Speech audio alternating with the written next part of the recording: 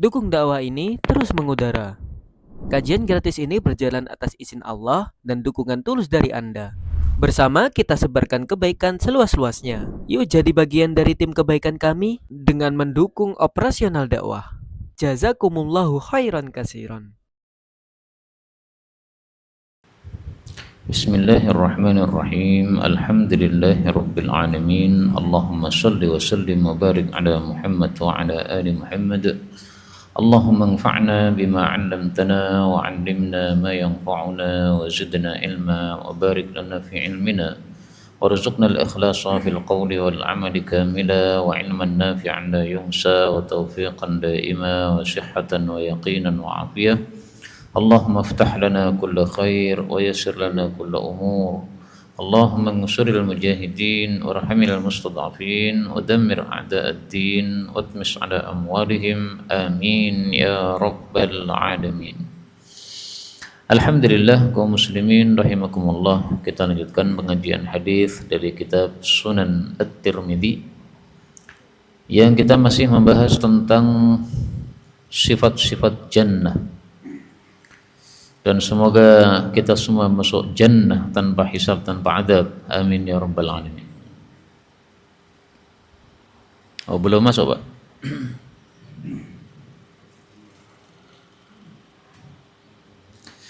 Bab ma jaa fi khuludi ahli jannati, bab tentang kekalnya penghuni jannah, wa ahli nari, dan kekalnya penghuni neraka. Yang dimaksud penghuni neraka di sini adalah orang-orang yang kekal di neraka. Maka orang-orang kafir yang kekal di neraka itu akan tetap berada di neraka. Tapi kalau hanya mampir di neraka itu istilahnya bukan ahlun nar, karena mereka hanya mampir saja di neraka. Yang dimaksud ahlun nar di sini adalah orang-orang kafir yang kekal di neraka. 2557 dari Abu Hurairah radhiyallahu anhu bahwasanya Rasul sallallahu alaihi wasallam bersabda, yajma'ullahu, Allah akan mengumpulkan an-nasa, para manusia, yaumal qiyamah, besok pada hari kiamat, fi sa'idin wahidin, pada tempat datar luas yang satu, yang disebut sebagai padang mahsyar. Mahsyar itu artinya pengumpulan. Thumma, kemudian yattali'u alaihim rabbul alamin, muncul kepada mereka pemelihara alamin. Alamin itu maksudnya adalah makhluk. Maka semua makhluk disebut alam. Ada alam binatang, ada alam malaikat dan sebagainya.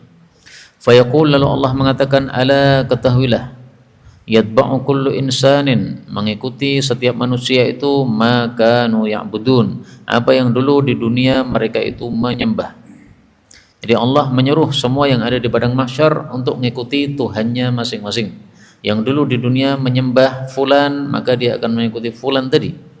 Fayumatsalu, lalu digambarkanlah li sahibi salib, untuk penyembah salib, salibuhu, akan salibnya, wali sahibi tasawir, dan untuk penyembah patung-patung, tasawiruhu, akan patung-patungnya, wali sahibi nari, dan untuk penyembah api, naruhu, akan apinya. Fayatba'un, lalu mereka mengikuti, maka ya'budun, apapun yang dulu di dunia mereka menyembahnya. Maka orang Hindu, itu sudah masuk ke neraka. Orang Buddha sudah masuk ke neraka. Karena semua yang diikuti ini juntrungannya ke neraka. Yang tersisa siapa? Wa yabqa, dan tersisa al-muslimun, kaum muslimin. Fayattali'u alaihim, lalu muncul kepada mereka Rabbul alamin, pemelihara seluruh alam. Fayaqulu, lalu dia mengatakan lagi, ala tattabi'unan nas, kenapa kalian tidak mengikuti manusia? Fayaquluna, maka mereka menjawab, na'udzubillahi minka, kami berlindung kepada Allah dari engkau. Na'udzubillahi minka, Allahu Rabbuna, Allah itu Tuhan kami. Wa hadza makanuna, dan disinilah tempat kami. Hatta nara Rabbana, sampai kami ini melihat pemelihara kami. Jadi umat Islam tidak mau beranjak dari padang mahsyar. Kenapa? Karena Allahnya belum muncul. Lah katanya tadi Allahnya sudah muncul, itu muncul tapi dalam bentuk lain, Pak. Jadi umat Islam sudah pernah melihat Allah sebelum perkataan yang kita bacakan tadi. Sehingga ketika Allah muncul dalam bentuk lain, mereka menganggap ini bukan Tuhan kita. Wa huwa ya'muruhum, dan Allah kemudian menyuruh mereka, wa yutsabbituhum, dan meneguhkan mereka. Jadi Allah mengatakan, oh ya sudah, kalau begitu kamu tetap berada di sini, jangan pindah-pindah sampai betul-betul kamu melihat Tuhanmu. Tsumma yatawara, kemudian Allah bersembunyi lagi. Tsumma yattali', lalu Allah muncul lagi. Fayaqulu, Allah mengatakan, tapi munculnya dalam bentuk selain bentuk yang asli. Ala tattabi'unan nas, kenapa kalian tidak mengikuti manusia? Fayaquluna, maka mereka menjawab dengan jawaban yang sama. Na'udzubillahi minka, na'udzubillahi minka, Allahu rabbuna wa hadza makanuna hatta nara rabbana. Wa huwa ya'muruhum wa yuthabbituhum. Qalu, para sahabat bertanya, ya wahal narahu, apakah kami bisa melihat Allah ya Rasulullah, wahai Rasulullah? Qala, beliau menjawab, wahal tudarrun, apakah kalian termadarati fi ru'yatil qamar, untuk melihat bulan Lailatul Badr pada malam purnama? Qalu, mereka menjawab, la ya Rasulullah, tidak wahai Rasulullah. Qala, beliau menjawab, fa innakum, maka sesungguhnya kalian umat Islam, la tudarrun, kalian tidak termadarati fi ru'yatihi, dalam melihat Allah Subhanahu wa taala, tilkas sa'ah, pada waktu tersebut. Sampai di sini sudah selesai dialog Nabi Shallallahu Alaihi Wasallam dengan para sahabat, ya, karena mereka merasa heran, masa Allah bisa dilihat? Nah, kata Nabi, oh bisa dilihat, karena besok di akhirat itu Allah sudah buka hijabnya, sehingga umat Islam bisa melihat kepada Allah Subhanahu wa taala. Nah, melihatnya kita kepada Allah itu tidak perlu desak-desakan, tidak perlu untuk menyipitkan mata sehingga bisa melihat sesuatu yang kecil, ya. Dan tidak perlu untuk saling sikut-sikutan begitu. Makanya di sini ada kalimat hal tudarun, apakah kalian termadarati? Termadarati dengan sebab desak-desakan misalnya. Dalam hadis yang lain tudamun, apakah kalian perlu desak-desakan kalau melihat bulan? Enggak perlu. Dalam hadis yang lain tudamun, ya. Nah, tudamun pakai tasdid, saya tulis ya. Ada 3 lafal ya. Lafal yang pertama tudarun, termadarati. Lafal kedua tudamun pakai tasdid, kalian desak-desakan. Lafal yang ketiga tudamun, kalian itu terhalangi oleh awan. Jadi kalau ada bulan purnama dan tidak ada awan, apakah kalian desak-desakan untuk melihatnya? Tidak. Apakah termadarati untuk melihatnya karena sikut-sikutan misalnya? Enggak. Apakah tertutupi? Enggak. Nah, melihat Allah juga begitu, tidak perlu desak-desakan, semua bisa melihat Allah Subhanahu wa taala.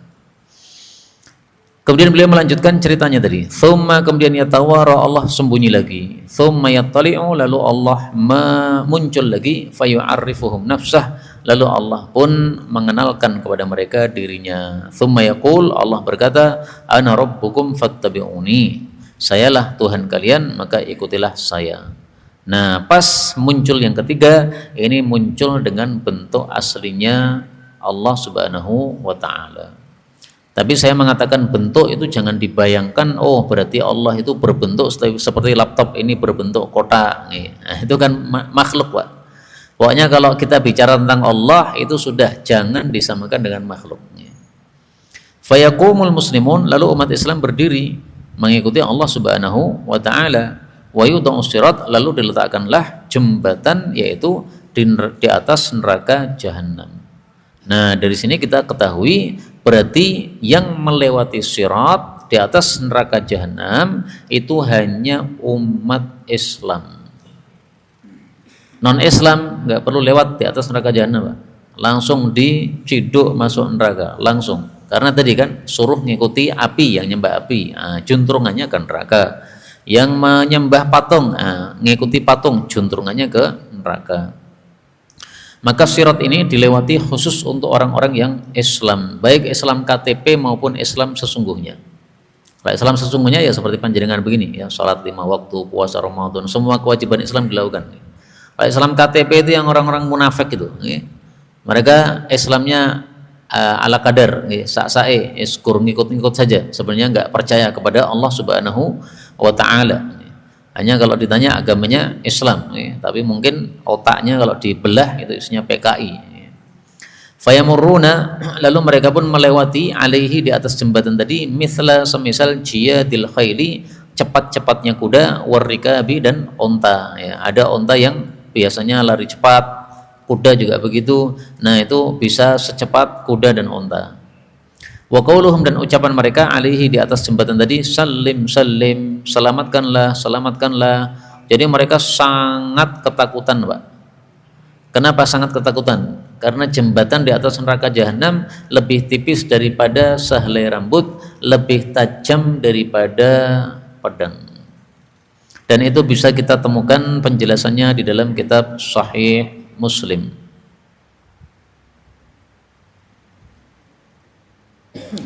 Minas sayfi, ya, dari pedang.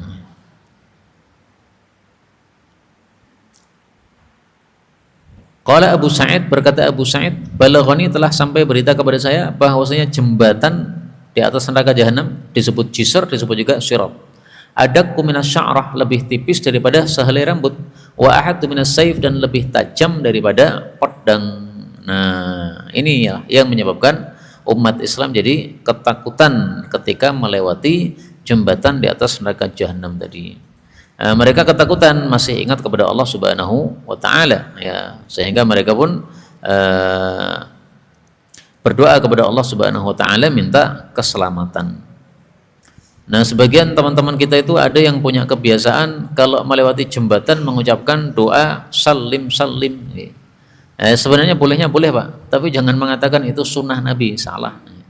Ini kondisi di akhirat besok kok, bukan sunnah Nabi ya. Sunnah Nabi itu yang dilakukan oleh Nabi atau diperintahkan oleh Nabi atau ditakrir oleh Nabi sallallahu alaihi wasallam. Wa yabqa, dan tersisalah ahlun nari, penghuni neraka, fayutrahu minhum, lalu dilemparkanlah dari mereka, fiha, dalam neraka, faujun, sekelompok. Tsumma yuqal, kemudian ditanyakan, halim talati, apakah kamu sudah penuh wahai neraka? Fatakul, maka si neraka mengatakan, hal mim mazid, apakah ada tambahan lagi? Jadi neraka itu saking luasnya, Pak, ketika dimasukkan penghuni neraka berapa kelompok gitu, seberapa rombongan orang, maka dia mengatakan, ada tambahan lagi enggak? Masih kosong nih saya. Tsumma yatrahu fiha faujun, kemudian dilempar lagi padanya sekelompok. Fayuqalu, maka ditanya, halim talati, apakah kamu sudah penuh? Fatakulu, neraka menjawab, hal mim mazid, apakah ada tambahan lain? Ini surat Qaf ayat 30. Dan ini tidak perlu kita pusingkan, kok bisa neraka berkata-kata. Enggak perlu kita pusingkan.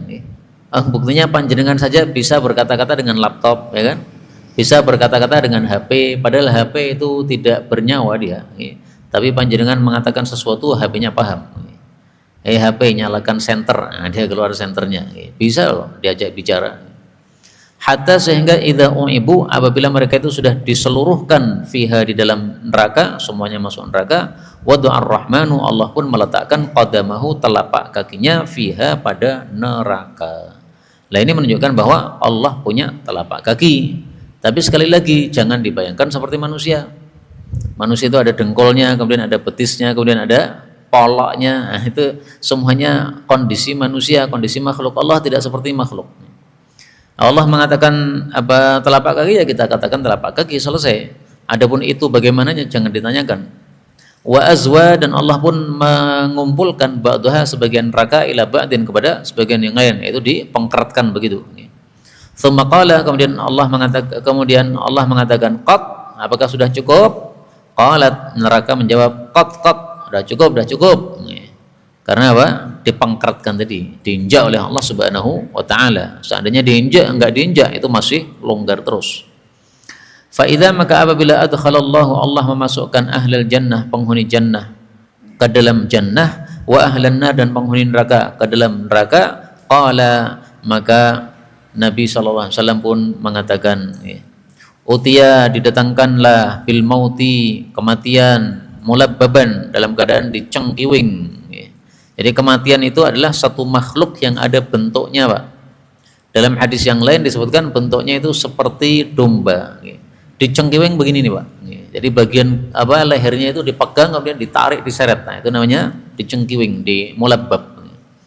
Fayuqafu, lalu si mayit, si maut ini, kematian ini ditegakkan atau dihentikan, ala sur, di atas pagar, alladzi baina ahli jannah wa ahli nar, yang ada di antara penghuni jannah dan penghuni neraka. Jadi antara surga dengan neraka itu ada pagarnya, pemisah. Nah, pemisahnya ini disebut sebagai a'raf. Orang yang di tengah-tengah situ disebut ashabul a'raf menurut sebagian. Tsumma yuqalu, kemudian ditanyakan, ya ahlal jannah, wahai ahli jannah. Fayattali'un, lalu mereka pun nongol khaifin, dalam keadaan khawatir. Khawatirnya apa? Khawatir kalau hak jannahnya dihentikan. Jadi ahli jannah itu pernah ngalami khawatir, Pak. Tapi cuma sekali tok, pas dipanggil oleh Allah Subhanahu wa taala. Hei ahli jannah, itu pas itu baru khawatir. Wah, kok dicelok enak apa lagi? Barangkali surganya akan dihentikan. Sudah kebacut enak. Orang kalau kebacut enak itu dihentikan itu susah, Pak. Tsumma yuqalu, kemudian dikatakan juga, ya ahlan nar, wahai penghuni neraka.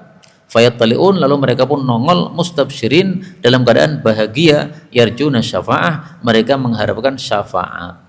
Jadi sebaliknya, kalau ahli neraka malah mereka itu bahagia, GR, karena mereka menganggap bahwa wah ini dipanggil akan dihentikan siksanya ini. Enggak ada siksa dihentikan. Fayuqalu, maka dikatakanlah kepada ahli jannah dan ahli neraka, hal ta'rifuna hadza, apakah kalian kenal dengan barang ini, yaitu si maut ini?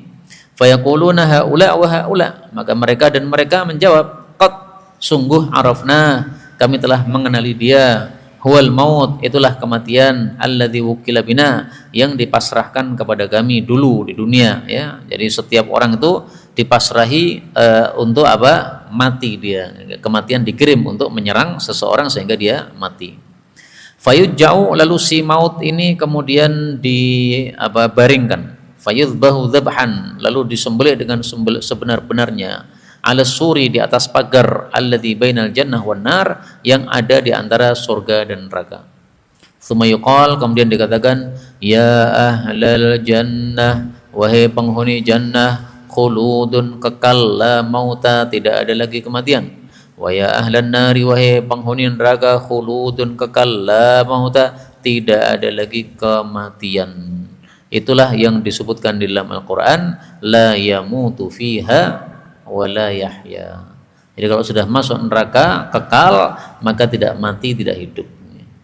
Tidak mati gimana? Ya memang teriak-teriak terus, kesakitan, itu berarti tidak mati. Tidak hidup gimana? Ya buktinya seluruh badannya terbakar, sampai hatinya yang ada di dalam aja terbakar, Pak. Manusia itu kalau hatinya sudah terbakar, itu mestinya udah mati, ya. Tapi hakikatnya apa? Faktanya mereka tidak mati. Sampai di sini Imam Tirmidzi kemudian berkomentar. Nah, ini komentarnya sangat penting, Pak. Kenapa komentarnya sangat penting? Karena banyak kelompok sesat yang tidak paham tentang sifat Allah Subhanahu wa taala. Tadi kan disebutkan Allah menginjak dengan telapak kakinya, gitu. Itu sifat Allah. Kemudian disebutkan dalam hadis yang lain bahwasanya Allah Subhanahu wa taala menggenggam langit-langit yang 7 dengan tangan kanannya. Bumi digenggam dengan tangan kirinya. Ini sifat-sifat Allah Subhanahu wa taala. Jangan kita mengatakan tangannya Allah adalah anggota tubuhnya Allah. Enggak benar. Tangan adalah anggota tubuh itu untuk kita manusia. Lah untuk Allah tangan itu apa? Ya mbuh, engko ya orang ngerti Allah. Nanti kalau kita sudah melihat Allah, kita baru tahu, oh yang dimaksud tangannya Allah itu dong, ya, baru tahu, Pak. Kalau belum melihat ya nggak bisa tahu. Yang jelas Allah tidak seperti makhluk, yang jelas tangan Allah bukan anggota tubuh Allah. Maksudnya apa? Jangan mengatakan Allah itu tangannya adalah anggota tubuhnya. Nah, kalau ngomong kayak begitu nggak ada dalilnya. Karena yang ada hanya tangan Allah, yang ada hanya kaki Allah. Tetapi apakah itu anggota tubuh, apakah itu ada jari-jarinya yang 5 ini, apakah ada kukunya di ujung, itu semuanya tidak ada pada Allah Subhanahu wa taala, karena itu hanyalah sifat untuk makhluknya. Nah, maka di sini kemudian Imam Tirmidzi menjelaskan, telah diriwayatkan dari Nabi SAW riwayat-riwayat yang sangat banyak semisal hadis ini, di mana disebutkan di dalamnya tentang melihat manusia melihat Allah, kemudian disebutkan telapak kaki Allah dan apa yang semisal itu. Wal madhab, dan madhab yang benar dalam masalah ini menurut para ulama dari kalangan imam-imam seperti Imam Sufyan Ats-Tsauri, Imam Malik, Imam Ibnu Mubarak, Ibnu Uyainah, Imam Waqi' dan yang lain-lain, bahwasanya mereka meriwayatkan hadis-hadis seperti ini, kemudian mereka berkata hadis-hadis ini diriwayatkan dan kami beriman dengannya, dan tidak boleh dikatakan bagaimana tangannya Allah, nggak boleh ditanyakan. Bagaimana telapak kakinya Allah, tidak boleh ditanyakan. Kalau nekat bertanya gimana? Bid'ah. Kalau bid'ah berarti gimana? Masuk neraka ahli bid'ah itu. Imam Malik itu pernah ditanya, Pak, ketika di majelis seperti ini, wahai Imam Malik, Allah Subhanahu wa taala bersemayam di atas singgasana, bagaimana bersemayamnya? Kalau kita bersemayam di atas kursi itu bokong kita nemplek di kursi, Pak. Nah, Allah itu gimana? Imam Malik langsung menundukkan kepalanya seperti orang yang marah. Kemudian keluar keringatnya bercucuran. Imam Malik rahimahullahu taala, tanda beliau sedang marah dahsyat nih, sampai keluar keringatnya, Pak. Habis itu kemudian beliau mengangkat kepalanya dan beliau mengatakan kepada orang yang bertanya tadi bahwasanya istiwa itu atau bersemayam itu semuanya orang sudah tahu. Bersemayam itu ya bersemayam. Adapun caranya Allah istiwa bagaimana? Tidak ada yang tahu, karena Allah gaib, tidak pernah kita lihat. Dan bertanya tentang itu adalah perbuatan bid'ah. Dan saya kira kamu ini bertanya masalah ini berarti kamu ahli bid'ah. Akhirnya diusir dari majelisnya beliau. Orang-orang ahli bid'ah oleh Imam Malik tidak diberi kesempatan duduk di majelis beliau karena akan membuat kekacauan di majelis. Nah, mungkin kalau zaman sekarang ya orang-orang yang suka merusak itu ya, ada kuburan dirusak dan sebagainya, nah, itu nggak diberi kesempatan. Ada diberi kesempatan rusak ini umat manusia gara-gara tingkah pola mereka yang kurang ajar seperti itu. Nah, maka oleh Imam Malik diusir. Nah, kata Imam Tirmidzi, inilah tafsiran yang dipilih oleh para ahli hadis, yaitu mereka meriwayatkan hadis-hadis ini sebagaimana lafalnya, bagaimana, tidak usah diubah-ubah. Kemudian mereka beriman dengannya, tidak perlu ditafsir-tafsiri, tidak perlu ditakwil-takwili, tidak perlu dikatakan bagaimana sih telapak kakinya Allah, nggak perlu. Inilah apa yang dipilih oleh para ulama dan mereka berpendapat dengannya. Adapun yang dimaksud fayu'arifuhum nafsahu, Allah mengenalkan kepada mereka diri mereka, maksudnya Allah memunculkan diri mereka kepada mereka. Berikutnya 2558 dari Abu Sa'id lagi dari Nabi SAW berkata, idza kana, jika adalah yaumul qiyamah, datang hari kiamat, utiya bil maut, didatangkanlah kematian. Bentuknya apa? Kal kabsh, seperti kambing kibas. Kambing kibas itu adalah domba jantan, itu namanya kibas. Al-amlah, yang warnanya putih. Al-amlah ini diperselisihkan, Pak, ada dua tafsiran. Ada yang mengatakan putih tok, nah itu amlah. Ada yang mengatakan putih tapi ada beberapa bagian hitam. Seperti kalau ada kain putih tapi garis-garis hitam, nah itu namanya amlah. Fayuqaf, lalu dihentikanlah si kematian ini di antara bainal jannah wan nar, antara jannah dan neraka. Fayudbahu, lalu disembelih, wahum yang durun, sementara orang-orang melihat. Nah, sampai di sini hadisnya sahih. Kemudian ada tambahan kalimat, ini saya masukkan dalam kurung, ini untuk menunjukkan bahwa ini dhaif. Falau anna ahadan mata farahan, kalau ada orang yang mati karena bahagia, la mata ahlul jannah, niscaya ahli jannah akan mati saking bahagianya kekal di dalam jannah. Seandainya ada yang mati karena bahagia, tapi nggak ada. Dan seandainya ada orang yang mati karena sedih, maka pasti matilah penghuni neraka. Nah, sampai di sini ini tambahannya ini tidak sahih dari Nabi Sallallahu Alaihi Wasallam.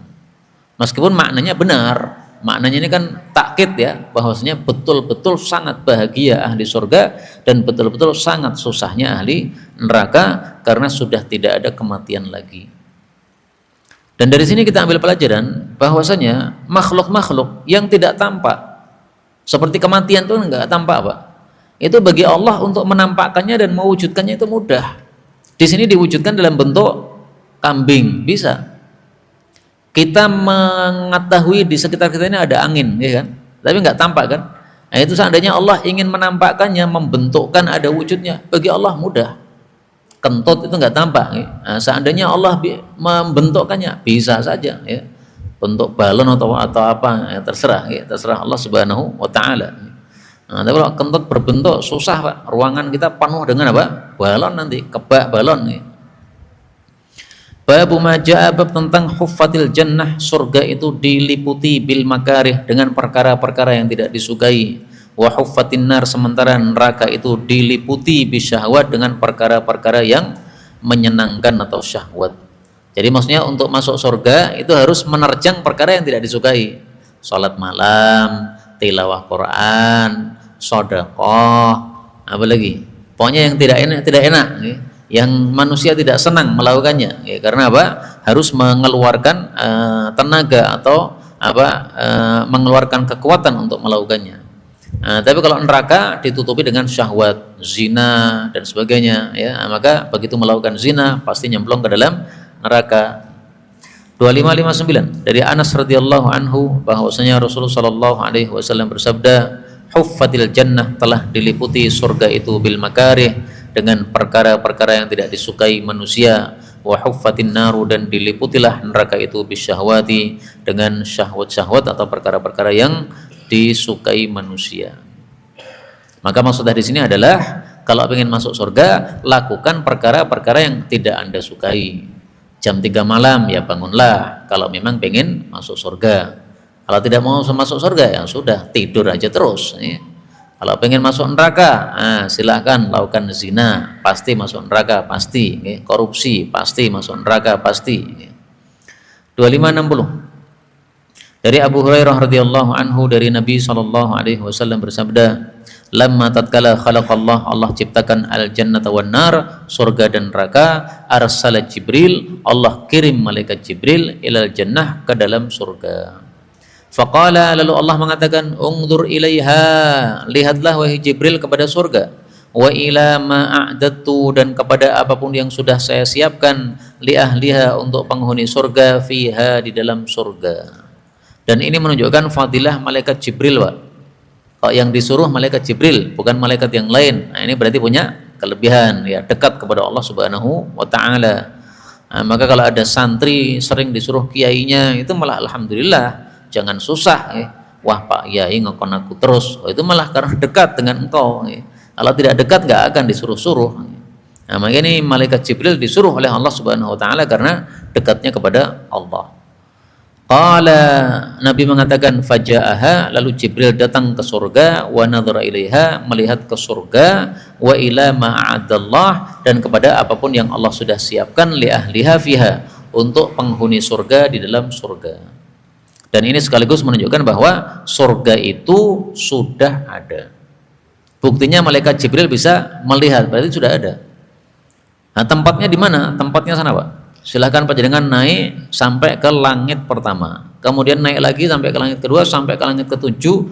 Kalau berhasil nembus langit 7, nanti panjenengan ketemu surga. Dari bumi menuju ke langit, itu dalam satu hadis meskipun dhaif disebutkan perlu 500 tahun perjalanan, khamsumi'ati sanatin, 500 tahun perjalanan. Lah usia kita berapa? Paling 60, 50 nih. Nah, tambahin 01 lagi, 500 tahun baru sampai sana. Itu kalau bisa, padahal nggak mungkin bisa kita sampai ke langit. Faraja'a ilaihi, lalu Jibril kembali kepada Allah. Qala, Jibril mengatakan, melaporkan, fa wa izzatika, demi keagunganmu ya Allah, la yasma'u biha ahadun, tidaklah mendengar terhadap surga tadi seorang pun, illa dakhalaha, kecuali pasti dia masuk ke dalamnya. Fa amara biha, lalu Allah memerintahkan terhadap surga tadi, fa huffat bil makarih, lalu ditutupi, diliputi dengan perkara-perkara yang tidak disukai. Ya tadi, sholat tahajud dan sebagainya, pokoknya yang segala perbuatan yang berat-berat, jihad dan sebagainya. Faqala, maka Allah mengatakan, irji ilaiha, kamu kembali lagi ke surga. Fangdur, lihatlah, ila ma'adatu li ahliha fiha, kepada apa yang sudah saya siapkan kepada penghuninya di sana. Qala, Nabi bersabda, faraja'a ilaiha, maka Jibril kembali ke surga lagi. Fa idza fiha, ternyata surga itu qad huffat bil makarih, telah diliputi dengan perkara-perkara yang tidak disukai. Faraja'a ilaihi, lalu dia kembali kepada Allah lagi. Faqala, mengatakan, wa izzatika, demi keagunganmu ya Allah, laqad khiftu, sungguh saya khawatir, alla yadkhulaha ahad, bahwasanya tidak bisa memasukinya seorang pun. Kenapa? Karena susah sekali diliputi dengan perkara-perkara yang berat tadi. Kalau masuk harus melakukan hal-hal berat tadi. Kemudian Allah mengatakan yang sebaliknya, ilhab ilan nar. Ya, kalau begitu sekarang kamu pergi ke neraka sana. Ini kata Allah Subhanahu wa taala kepada malaikat Jibril, ya, pergilah kepada neraka. Fangdur ilaiha, perlihatlah kepada neraka, wa ila ma'adattu li ahliha, dan kepada apa yang sudah saya siapkan kepada penghuni neraka fiha, di dalam neraka. Fa idza fiha fa idza hiya, ternyata neraka itu yarkabu, menunggangi ba'duha ba'dan, sebagiannya kepada sebagian yang lain, yaitu apinya itu saling serang satu dengan yang lainnya, itu yang ngeri sekali.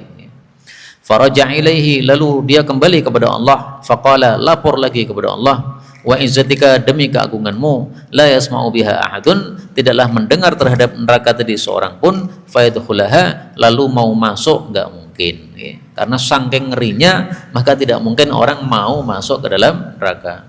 Fa amara biha, lalu Allah memerintahkan terhadap neraka tadi, fahuffat bisyahwat, diliputi dengan perkara-perkara yang syahwat. Faqala irji ilaiha, lalu Allah katakan lagi, silahkan kembali ke neraka. Faraja'a, dia kembali ilaiha, kepada neraka. Faqala, mengatakan, wa izzatika, demi keagunganmu, laqad khasyitu, sungguh saya khawatir, alla yanjuwa minha ahadun, bahwa tidak akan selamat darinya seorang pun, illa dakhalaha, kecuali pasti dia masuk ke dalam neraka, karena banyaknya syahwat-syahwat yang meliputinya. Manusia kan diciptakan punya syahwat, Pak. Nah, melihat syahwat ya tergiur. Laki-laki sangat senang dengan wanita, melihat wanita ya langsung tergiur. Nah, kalau tidak halal akhirnya haram. Kalau haram berarti masuk ke dalam neraka. Karena itu manusia selain diberi syahwat juga diberi akal. Kamu punya syahwat, kamu suka wanita, betul. Memang semua laki-laki yang normal suka wanita. Tapi kamu dikasih akal. Ini wanita siapa ini? Bukan istri kamu, berarti haram. Nah, kamu sentuh, gak boleh disentuh. Dicium, haram dicium. Apalagi dikumpuli, dosa besar. Nah, maka akalnya mengatakan jangan, nafsunya mengatakan lakukan. Nah, menang yang mananya, ya. Kalau menang nafsunya, akhirnya melakukan syahwat. Tapi kalau menang akalnya, dia akan menahan syahwatnya. Padahal sebenarnya Islam itu sudah memberikan solusi, ya. Kamu pengen terhadap perempuan, nikahi. Oh, saya sudah menikah, ya nikah lagi. Karena tidak dibatasi menikah itu kecuali sampai 4. Ya. Maka kalau sudah 4 baru dibatasi dalam Islam ini. Ya. Maka tidak perlu zina sebenarnya, karena apa? Di dalam Islam ada solusi untuk perkara yang disukai oleh manusia, yaitu syahwat terhadap wanita dan yang lain-lainnya. Berikutnya babu maja'a fi, bab tentang ihtijaji, debatnya al-jannati, surga, wan nari, dengan neraka. Jadi surga dengan neraka itu debat, Pak. Debatnya itu ringkasnya begini, ya. Siapa yang lebih berjasa? Siapa yang lebih banyak manfaatnya? Surga menganggap saya lebih banyak manfaatnya. Oh, ini wali-wali Allah semuanya masuk ke saya kok. Nabi itu saya yang kasih nikmat dia. Rasul itu semuanya masuk ke tempat saya, berarti saya lebih mulia bagi atau di hadapan Allah Subhanahu wa taala. Ya, wali-walinya Allah semuanya kumpul di tempat saya. Neraka enggak terima, Pak. Oh, enggak bisa. Saya yang lebih bermanfaat nih. Kenapa? Karena orang-orang yang kurang ajar sama Allah itu semuanya saya habisi. Memang ada orang-orang baik, tapi ada orang-orang yang kurang ajar. Yang kurang ajar itu lebih banyak, yang kafir itu lebih banyak. Nah, saya tugasnya meremukkan mereka. Berarti saya lebih berjasa nih, lebih bermanfaat. Jadi debatnya debat siapa yang paling bermanfaat atau paling banyak jasanya atau manfaatnya. Nah, mari kita lihat lafal hadisnya. 2561. Dari Abu Hurairah radhiyallahu anhu, Rasulullah sallallahu alaihi wasallam bersabda, ihtajjat, telah berdebat al-jannatu wan nar, surga dengan neraka. Faqalatil jannah, si jannah mengatakan, yadkhulunil fudu'afa wal masakin, masuk ke tempat saya orang-orang lemah dan orang-orang miskin. Rata-ratanya orang-orang yang baik-baik ibadah kepada Allah Subhanahu wa taala. Wa qalatin naru, dan berkata neraka, yadkhuluni, telah masuk ke dalam saya al-jabbarun, para diktator, wal mutakabbirun, dan orang-orang yang sombong. Rata-ratanya masuk ke dalam neraka para diktator itu, ya. Orang-orang yang serakah, ya. Sudah kaya raya tapi masih saja mengkorupsi harta rakyat, ya. Dibiarkan rakyat yang miskin tambah miskin, sementara mereka berfoya-foya padahal perutnya sudah gendut nih. Faqala linnar, maka Allah mengatakan kepada neraka. Nah, jadi Allah melerai, wes rasa debat nih, karena kalian semuanya punya tugas masing-masing. Apa tugasnya neraka? Anti adabi, kamu itu siksaan saya. Antaqimu biki, saya menghukum dengan kamu, mimman syi'tu, terhadap siapapun yang saya kehendaki. Wa qala lil jannah, Allah berkata kepada surga, anti rahmati, kamu itu rahmatku, arhamu biki, aku merahmati dengan kamu, man syi'tu, siapapun yang saya kehendaki. Dulu saya mengira debatnya surga dan neraka ini rebutan, Pak. Ini manusia banyak sekali, ini jatahku, ini jatahku. Dulu saya mengira begitu. Karena kalimatnya seperti ini ya, kamu siksaku, saya hukum dengan kamu siapapun yang saya mau, bukan kamu mau tapi saya mau, kata Allah. Dan kamu wahai surga, rahmatku, saya merahmati dengan kamu, saya orang yang saya mau, bukan yang kamu mau. Nah, berarti seolah-olah apa? Rebutan akeh-akehan penghuninya. Tapi ternyata setelah dibaca dalam kitab-kitab syarah, debatnya bukan seperti itu. Tapi debatnya tadi ya, siapa yang paling banyak jasanya atau paling banyak manfaatnya. Nah, maka dari sini kita ambil pelajaran juga bahwasanya semestinya kita itu berusaha untuk menjadi orang yang paling manfaat. Orang surga neraka saja rebutan, Pak, untuk menjadi orang yang atau makhluk yang paling manfaat, yang paling ada